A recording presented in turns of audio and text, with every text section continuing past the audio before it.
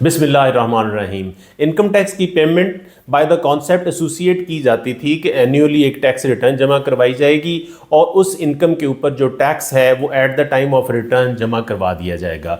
With the passage of time with holding के concept evolve हुए और हमारे लॉ के अंदर एक सेक्शन 147 की प्रोविजन है जो quarterly payment of advance tax require करती है सब तमाम ऑलमोस्ट टैक्स पेयर से with certain terms and conditions. Previously जो लार्ज स्केल ऑर्गेनाइजेशंस थी वो इसको कंप्लाई करती थी और डिपार्टमेंट भी बहुत ज़्यादा एफिशिएंट नहीं होता था नॉन कंप्लायंस के मैटर पे। लेकिन जैसे जैसे गवर्नमेंट ने टैक्स के टारगेट्स इंक्रीज़ किए हैं, डिपार्टमेंट भी एफिशिएंट हो गया हुआ है और लोगों को नॉन कंप्लायंस के ऊपर डिफ़ॉल्ट सरचार्ज और पेनल्टीज़ इम्पोज की जा रही हैं। आज हम देखेंगे कि 147 यानी क्वार्टरली एडवांस टैक्स की लीगल प्रोविजंस क्या हैं, इसकी टाइमिंग्स क्या है, फिर हम स्प्रेडशीट के अंदर इसकी कंप्यूटेशन को अंडरस्टैंड करेंगे ताकि आप पहले इसकी कंप्यूटेशन राइटली कर लें और फिर आईआरएस पे जाके इसने किस तरह से सबमिट होना है। और आईआरएस के अंदर जो एक बड़ा मसला है वो ये है कि इस वक्त जो 147 के नोटिसेस है उसके अंदर डाटा प्री फिल्ड आ रहा है, उसका क्या हमारे पास सॉल्यूशन है उसको स्टडी करेंगे। मेरा नाम आमिर रशीद है, मैं प्रैक्टिसिंग चार्टर्ड अकाउंटेंट हूँ। आइए देखते हैं। हम quickly advance tax under section 147 की लीगल प्रोविजंस को अंडरस्टैंड करते हैं। मैंने आपको बताया था it's payable under section 147 of income tax ordinance 2001। Every tax payer ने पे करना है, मैंने शुरू में भी आपको बताया था, with certain conditions and restrictions. जिसकी भी इनकम पिछले साल में लेटेस्ट टैक्स असेसमेंट ईयर में जिसकी इनकम सब्जेक्ट टू टैक्स थी, चार्ज टू टैक्स थी under the income tax ordinance और जो रिपील्ड लॉ है उसके अंदर, ये किस किस के ऊपर एप्लीकेबल नहीं होना है, यानी एक्सक्लूजन्स क्या है। डिविडेंड के केस में ये पेएबल नहीं है, नॉन रेजिडेंट के केस में रॉयल्टी और फी फॉर टेक्निकल सर्विसेज के केस में ये पेएबल नहीं है, शिपिंग और ट्रांसपोर्ट जो बिजनेस है उसमें नहीं है, सैलरी के केस में एडवांस टैक्स पेएबल नहीं है क्योंकि ये मंथली ऑलरेडी आपकी सैलरी में से डिडक्ट हो जाता है। फिर डिवीजन 2 जो ट्रांजिशनल एडवांस टैक्स की प्रोविजंस हैं उनके केस में ये एप्लीकेबल नहीं है और ये इंडिविजुअल के केस में उस वक्त 147 की एप्लीकेबिलिटी होती है जब उसकी latest assessed taxable income excluding ये जो अबव इनकम है वो ₹1 मिलियन से नीचे हो तो एप्लीकेबल नहीं है। अगर उसकी इनकम 1 मिलियन रुपीस से यानी 10 लाख से ज़्यादा है तो फिर इंडिविजुअल के ऊपर भी एडवांस टैक्स अंडर सेक्शन 147 आ जाता है। पे किस तरह से होना है, सबसे पहले हम कंपनी और एओपी की बात कर लेते हैं। कंपनी और एओपी किस तरह से टैक्स पे करेंगे, ये फॉर्मूला दिया गया है A multiplied by B/C minus D। ए क्या है, persons tax payers turnover for the quarter. मैंने आपको शुरू में बताया इट्स अ क्वार्टरली टैक्स, ठीक है। उसके बाद क्वार्टरली जो टर्नओवर है, टर्नओवर के बारे में ये बात क्या करता है। टर्नओवर जो आपकी एक्चुअल टर्नओवर है वो होती है, इसमें ऑब्वियसली चूंकि डेट से आगे तो थोड़ी सी एक एस्टिमेशन भी आएगी। वहाँ पे ये एक प्रोविजन में ये कहता है कि जहाँ पे टैक्स पेयर अपनी टर्नओवर प्रोवाइड नहीं कर सका या उसकी क्वार्टर की टैक्स पेयर की टर्नओवर अननोन है तो फिर डिपार्टमेंट के पास ये राइट है कि वो उसकी जो पिछली 1 करके यानी 20% उसमें ऐड करके तो फिर उसका एस्टिमेटेड टैक्स बना के आपको भेज देता है। जो हम लोग देखते हैं प्री फिल्ड डाटा पड़ा होता है वो इस केस के ऊपर होता है। उसके अलावा इसके अंदर कुछ चीज़ें हैं कि अगर सी जो फॉर्मूले की एक्सप्लेनेशन है कि A तो है टैक्स पेयर का जो इस क्वार्टर की टर्नओवर है, B डिवाइडेड बाय C क्या है। B ये है कि आपने पिछले साल की जो उसकी टैक्स लायबिलिटी है वो उठानी है, assessed tax for the year. ये हम एक्सेल की कंप्यूटेशन में जाके देखेंगे कि कौन सा हमने उठाना है। और C जो है पिछले साल की उसकी पूरे साल की टैक्स जो डिक्लेयर्ड सेल है वो है। उसके अलावा जो ऑलरेडी उस क्वार्टर में वो टैक्स पे कर चुका हुआ है 168 में जो उसको क्रेडिट अलाउ होना है वो उसको मिल जाएगा इस केसेस में। अच्छा जी, इसके अंदर सबसे इंपॉर्टेंट चीज़ ये है कि ये बैंकिंग कंपनी के ऊपर भी एप्लीकेबल है और ये यहाँ पे ये कहता है कि लॉ डिफाइन करता है दोनों सिनेरियोज। अगर आपसे लॉ ये कहता है कि अगर आपको एस्टिमेट है कि आपका पेएबल टैक्स ज़्यादा बनेगा तो फिर आप ड्यू डेट के अंदर दूसरे क्वार्टर के एंड तक, यानी अगर हमारा tax year July to June है नेक्स्ट ईयर का, तो आपको 50% of that amount second quarter के एंड पे आपको पे करनी है और अगली 2 जो है वो फिर उसी तरह से इंस्टॉलमेंट्स में पे करनी है। ये याद रखिए कि इसके अंदर सुपर टैक्स भी शामिल है, 113 जो 1.25% और डिफरेंट मिनिमम टैक्स है, और अल्टरनेट कॉर्पोरेट टैक्स है। ये लायबिलिटी टोटल जाके बनेगी आगे। उसके अलावा इंडिविजुअल और ईओपी और कंपनी, तीनों के सिनेरियोज हैं। इंडिविजुअल के केस में कब पे होगा, हमने देखा जब उसकी लेटेस्ट असेस्ड इनकम जो है वो 1 मिलियन रुपी या इससे ज़्यादा है। पिछले इंडिविजुअल कंपनी और एओपी के केस में वो लास्ट टैक्स असेस देता था, फिर उसको करंट क्वार्टर के साथ एडजस्ट करवाता था एक्चुअल और एस्टिमेटेड सेल्स के साथ। यहाँ पे फॉर्मूला थोड़ा सा डिफरेंट है। यहाँ पे फॉर्मूला है A/4 - B, जहाँ पे पिछले साल का वो टैक्स असेस्ड लेगा आपका, ठीक है, उसको 4 पे डिवाइड करेगा, और जो इस क्वार्टर में आप लोगों ने टैक्स पे किया हुआ है टैक्स पेयर ने, वो उसमें से माइनस हो जाएगा, और बाकी अमाउंट इंडिविजुअल को भी पे करना है अगर वो इस क्राइटेरिया पे पूरा उतरता है। Obviously individual other than salary. Payment किस किस तरह से है? Advance tax is payable by an individual to the commissioner. सितंबर का जो क्वार्टर है, जुलाई से सितंबर का, उसकी पेमेंट 15th डे ऑफ सितंबर तक होनी है। जो दिसंबर क्वार्टर है उसकी 15th डे ऑफ दिसंबर तक होनी है। मार्च क्वार्टर की by 15th day of March होनी है। जून क्वार्टर की by 15th day of June होनी है। इसका मतलब ये है कि हमें 15 डेज़ की जो सेल है इस केस में ऑब्वियसली एस्टिमेटेड सेल देनी पड़ेगी।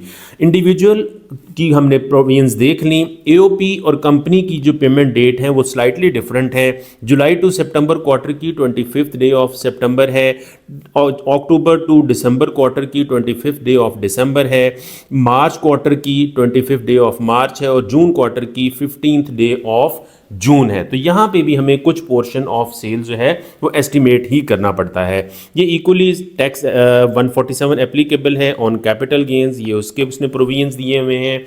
उसके अलावा डिफरेंट चीज़ें हैं, बिल्डर्स और डेवलपर्स को भी पे करना है। बिल्डर्स जो बिल्डिंग्स बनाते हैं, जो प्लॉट्स प्लॉट, उनकी टैक्सेशन डिफरेंट है, डिफरेंट शेड्यूल है, उन्होंने भी अपना टैक्स पे करना है। जो सबसे इंपॉर्टेंट प्रोविजन जो बहुत सारे टैक्स पेयर्स आस्क करते हैं कि जी हमारा टैक्स, हमारा बिजनेस श्रिंक कर गया है इस साल में, हमारा टैक्स जो पेएबल है वो लेस देन है लास्ट ईयर, तो हम क्या करें?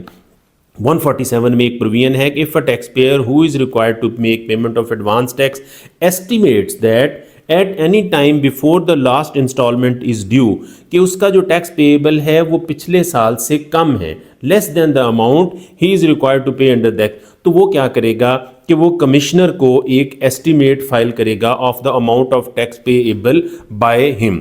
साथ ही साथ प्रोसीजर क्या है कि आपको टर्नओवर बतानी है जो कंप्लीटेड क्वार्टर्स हैं उनकी, और जो टर्नओवर आपके जो रिमेनिंग क्वार्टर्स हैं उनकी, और साथ में आपको रीजंस फॉर डिक्लाइन भी बतानी है। ये बता के आप कमिश्नर को एप्लीकेशन देंगे where the estimate of the amount of tax payable has been filed by the taxpayer as the case may be, the estimate shall contain relevant, जो आपने बताया उसके, और आपको एक्सपेंसेस के भी एविडेंस देने हैं, डिडक्शंस के भी देने हैं कि आपने जब इनकम कंप्यूट की तो आपकी इनकम कैसे कम होगी, और जो आपने during the period quarter tax पे किए हैं वो। अगर कमिश्नर सेटिस्फाइड नहीं होगा तो वो आपकी एप्लीकेशन को रिजेक्ट भी कर सकता है।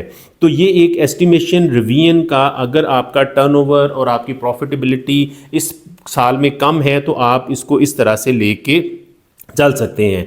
कंपनी और इंडिविजुअल के, कंपनी और एओपी के केस में एक बड़ी इंपॉर्टेंट प्रोविजन है कि अगर ये लोग नए बिजनेस हैं और इनके पास पिछले साल की लेटेस्ट असेस्ड इनकम नहीं है और डिक्लेयर्ड टर्नओवर नहीं है, तो फिर भी इनको अपनी इनकम को एस्टिमेट करके उसके ऊपर टैक्स को एस्टिमेट करके डिपार्टमेंट को वो टैक्स क्वार्टरली जमा करवाना है। और इसके साथ साथ taking into account minimum tax की प्रोविजन और अल्टरनेट कॉर्पोरेट टैक्स की प्रोविजन, और जो टैक्स ऑलरेडी पे हुआ है वो इसमें से माइनस कर सकते हैं आप लोग। उसके अलावा 154 के अंदर भी यही एप्लीकेबिलिटी है। 154 हमें पता है पेमेंट ऑफ गुड्स एक्सपोर्ट के केस में एप्लीकेबल होता है। यहाँ पे भी आपने 1% जो टैक्स डिडक्ट होता है उसको एडवांस में आपने सबमिट करवाना है। बोर्ड हमें पता है मैनर स्पेसिफाई कर सकता है। यहाँ पे ये भी कहा गया है कि अगर आपका कोई एक्स्ट्रा टैक्स पे हो गया हुआ है तो आप रिफंड भी क्लेम कर सकते हैं। जो लोग 147 के अंदर रजिस्टर्ड हैं और जो लोग प्रोविंशियल सेल्स टैक्स में रजिस्टर्ड हैं उनको 147 ये कहता है कि आप अपने टर्नओवर का 3% पे करें। ये हम डिटेल से एक और वीडियो में भी देखेंगे। अब हम एक्सेल की कंप्यूटेशंस देखते हैं। कंप्यूटेशंस को अंडरस्टैंड करना बड़ा इंपॉर्टेंट है। देखिए, अगर आपकी कंप्यूटेशंस ठीक होंगी तो आप एफबीआर में एक वैलिड इन्फॉर्मेशन फाइल कर सकते हैं। सबसे पहले आप ये अंडरस्टैंड करें कि आपके पास डाटा क्या है। आई वुड सजेस्ट कि आप ईयरली बेसिस के ऊपर क्वार्टरली उसको डिवाइड करें, जुलाई टू सितंबर, अक्टूबर टू दिसंबर, जनवरी टू मार्च, अप्रैल टू जून, जो भी आपका टैक्स ईयर है 24, 25, 26, 27, 27, 28।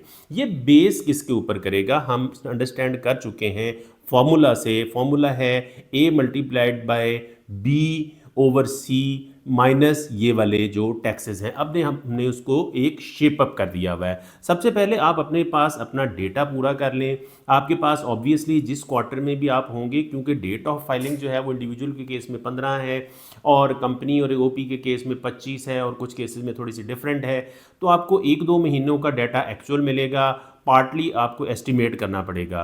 अगर हम अभी 2 क्वार्टर्स की ही बात करें तो पिछले क्वार्टर्स की हम सबमिशन कर चुके हुए हैं, कंप्यूटेशन कर चुके हुए हैं। हम आखिरी डाटा जो क्वार्टर है सेकंड क्वार्टर की कंप्यूटेशन करते हैं। आप सेल्स की इंफॉर्मेशन अपने पास रख लें, आपका जो MIS का पोर्टल है वहाँ से इंफॉर्मेशन फिल्टर आउट करके अपने पास रख लें, जो एडवांस टैक्स आप पे कर चुके हुए हैं। अगर कहीं पर अपडेट नहीं हुआ तो क्लाइंट से कह के उस टैक्स को पहले जमा करवाएं, ताकि आपको कोई गैर ज़रूरी टैक्स पे ना करना पड़े और आप रिफ़ंड की सिचुएशन से अपने आप को अवॉइड कर सकें। तो हमने करना ये है कि हम सबसे पहले पिछले साल की कंप्यूटेशन को अंडरस्टैंड करेंगे फार्मूला को। फार्मूला ये कहता है कि आपकी पिछले साल की जो टैक्स असेस्ड है वो क्या है, पिछले साल की आपकी टर्नओवर क्या है, ये एवरेज रेट ऑफ टैक्स समझने निकल आता है। इसके मुताबिक आपने ये वाला टैक्स जो है ये उठाना कहाँ से है। लॉ वर्ड यूज़ करता है असेस्ड टैक्स। अगर आप इंडिविजुअल हैं तो फिर आप जाहिर है जो आपने पिछला टैक्स पे किया है वही आपका असेस्ड टैक्स है और आप सिर्फ वही उठाएंगे। कंपनी और AOP के केस में क्या होगा कि आपका जो पिछला टैक्स असेस्ड है वो कैसे आएगा, आपका नॉर्मल टैक्स होगा। इंडिविजुअल अपना AOP के केस में स्लैब्स लगेंगे, कंपनी के केस में रेट लगेगा 29% या जो भी रेट एप्लीकेबल है। बैंकिंग कंपनी के केस में डिफरेंट है। उसको आप कंपेयर करेंगे मिनिमम टैक्स के साथ अंडर सेक्शन 113। फिर अल्टरनेट कॉर्पोरेट टैक्स आपका कंपेयर होगा। फिर कुछ केसेस में, अभी हम वो सिनेरियो में नहीं जा रहे, कुछ केसेस में इंपोर्ट का टैक्स या 153 के जो टैक्सेस हैं वो भी मिनिमम कंसिडर किए जाते हैं। अगर हम ये सिंपल सिनेरियो लें तो हमारे पास ये वाला टैक्स ज़्यादा था, हमने ये वाला टैक्स पिछले साल का ले लिया और उसको हम लेके यहाँ पे आ गए। ये हमारा थ्रू आउट 3 क्वार्टर्स 4 क्वार्टर्स ये हमारा सेम रहेगा। इसीलिए मैंने इसको थोड़ा सा हाईलाइट किया है कि आप इसको एक ही दफ़ा हाईलाइट करके यहाँ पे रख छोड़ें कि जी ये तो मेरा सेम रहना है, उसमें कोई चेंज नहीं है। उसके बाद मैंने आपको बता दिया, आप पीछे से सेल लेके आते हैं, यहाँ से अपनी सेल लेके आते हैं, मंथली सेल, और मंथली सेल लेके आप यहाँ पे आ जाते हैं। अगर फॉर इंस्टेंस हम इस क्वार्टर की, लेटेस्ट क्वार्टर की ही बात करें या इसकी भी, तो आपने करना क्या है कि आप अपना एवरेज रेट यहाँ से जो वर्कआउट हो गया उस एवरेज रेट को आपने अप्लाई करना है इस सेल के साथ। ये आपको वर्कआउट कर देगा ये वाला जो आपका टैक्स पेएबल है, ये वाला। दोनों केसेस में आपके पास टैक्स आ गया, आगे भी क्वार्टर्स में आपका टैक्स कंप्यूट होता रहेगा। उसमें से आपने माइनस करना है। फॉर्मूला यही है, आपका लेटेस्ट टैक्स असेस्ड ये हो गया, टर्नओवर आपकी ये हो गई, ये आपका एवरेज रेट आ गया A multiplied by B divided C। Quarter आपका पिछला क्वार्टर जो है, करंट क्वार्टर आपका ये है। अगर जिस क्वार्टर की भी आप बात करें उसमें से आपने 168 के जो सेक्शन के जो क्रेडिट्स हैं वो आपने माइनस कर लेते हैं। आपने इंपोर्ट स्टेज पे कोई पेमेंट की है, आपने गुड्स एंड सर्विसेज की पेमेंट की है, आप किसी भी तरह की कोई भी बिजली गैस के ऊपर आपकी डिडक्शन हुई है वो ले लें। याद रखें कि शुरू के क्वार्टर में आपके पास एक और एडजस्टमेंट भी आ सकती है अगर आपका पिछले साल का टैक्स रिफंडेबल है तो। आप ये वाली कैलकुलेशन करें, कैलकुलेशन करके देखें अगर आपका रिफंडेबल आ रहा है या आपका पेएबल आ रहा है, ये डिटरमिन करें। डिपार्टमेंट की कॉम्पिटिशन्स को हम अंडरस्टैंड करते हैं कि वहां पे किस तरह से अब हमने डालना है।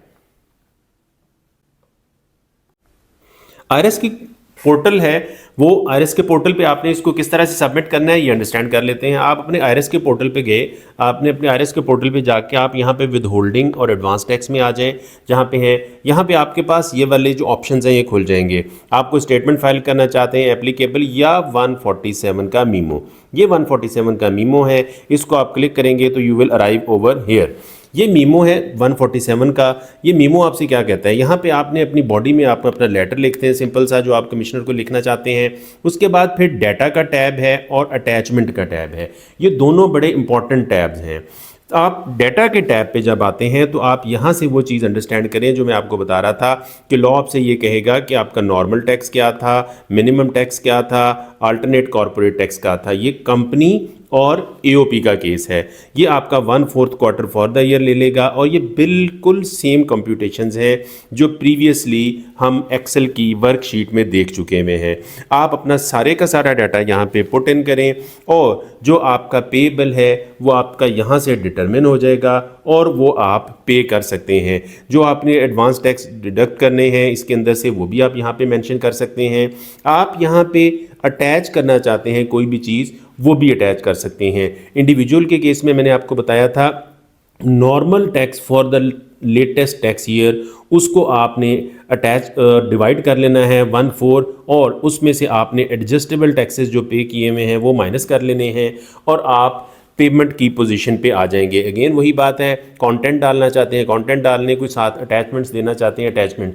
जो चालान और जो आपकी पेमेंट्स या एडजस्टमेंट्स होते हैं वो प्रेफरेबली आप साथ अटैच कर दें ताकि डिपार्टमेंट आपको कोई नोटिस इशू करने की पोजीशन में ना आए। उसके अलावा आप जब अटैचमेंट के पार्ट में जाते हैं तो वो आपसे ये कहता है कि कोई चीज़ आपने अदर अटैच करनी है, evidence of estimated expenses attach करने हैं। मैंने आपको बताया था कि आप अगर लेस टैक्स पे करना चाहते हैं तो आपको एक एस्टिमेट फाइल करना है कमिश्नर को। ये वो वाला ऑप्शन यहाँ पे मौजूद है कि आपने evidence in case of turnover decline, अगर आप एस्टिमेट पेश करना चाहते हैं तो आप अपना एविडेंस देंगे जी मेरा टर्नओवर डिक्लाइन हो गया हुआ है, बैंक स्टेटमेंट साथ अटैच कर दें, कुछ भी अटैच कर दें। और अगर आपकी estimation based on some increased expenses है तो फिर भी यहाँ पे एविडेंस अटैच करें ताकि आपको सब क्वेश्चन पूछा जाए तो आप क्लियर हों कि यहाँ पे क्या चीज़ देगी ये और आपका जो एस्टिमेट है वो फेयर एस्टिमेट है और किसी को उसको ऊपर कोई क्वेश्चन ना आए। अच्छा, होता यह है कि डिपार्टमेंट जब आपको नोटिस इशू कर देता है, डिपार्टमेंट इस तरह से नोटिस इशू करता है और साथ एक डाटा आपको डाल देता है कि जी ये हमारा डाटा है। याद रखिए मैं हमेशा से ये कहता हूँ फिगर्स सिर्फ एग्जाम्पलरी होती हैं, फिगर्स आपने अपनी यूज़ करनी है। डिपार्टमेंट क्या करता है कि आपका नॉर्मल इनकम टैक्स उठाता है और फिर उसमें वही 20% इंक्रीज़ करके डिपार्टमेंट जो है वो नोटिस इशू करता है। लोग ज़्यादा परेशान हो जाते हैं कि जी इस केस में क्या करें कि हमारा उसने टैक्स डिटरमिन कर दिया हुआ है। अगर तो आप समझते हैं कि आप इसके साथ एग्री करते हैं तो आप इसको पे करिए, जो कि मोस्ट ऑफ द टाइम नहीं होता। फिर आपने अपनी वही ओरिजिनल कंप्यूटेशंस की तरफ जाना है, वो कंप्यूटेशन स्ट्रांगली आप अटैच करें और यहाँ पे इस नोटिस के आप रिप्लाई में चले जाएं या जहाँ पे मैंने आपको बताया कि आप 147 का मीमो करें।